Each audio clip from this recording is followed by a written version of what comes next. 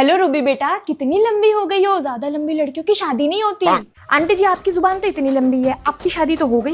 अभी मैंने देखा जोमेटो वाला बाहर खड़ा था, तुम ही ने ही पिज्जा मंगवाया है ना, थोड़ा कम बाहर का खाया करो। आंटी जी आप भी ना थोड़ा घर में पका लिया करो, हर टाइम मैं देखती रहती हूँ अंकल जी बाहर से ही खा के आते हैं, हर रोज पार्सल आते रहते हैं तुम्हारे, थोड़ा कम खर्चा करो अपने माँ बाप का। आंटी जी आपकी तरह नहीं है जो शादी से पहले अपने माँ बाप के पैसों पे पली और शादी के बाद अपने हस्बैंड के पैसों पे पल रही है। मैं खुद कमा के खर्च करती हूँ। बेटा कैसे घूमती हो घर में, थोड़ा अच्छे से सूट सलवार पहन के रहा करो, ऐसे अच्छा नहीं लगता। आंटी जी आप मुझे देख के ही ना अपनी आंखें बंद कर लिया करो, मुझे बड़ा अच्छा लगेगा। हो कितना ज्यादा मेकअप क्या है, इतना मेकअप तो मैंने अपनी शादी वाले दिन भी नहीं किया था। अब मैं आपकी तरह कंगली थोड़ी ना हूँ, मेरे पास मेकअप है तो मैं लगाती हूँ।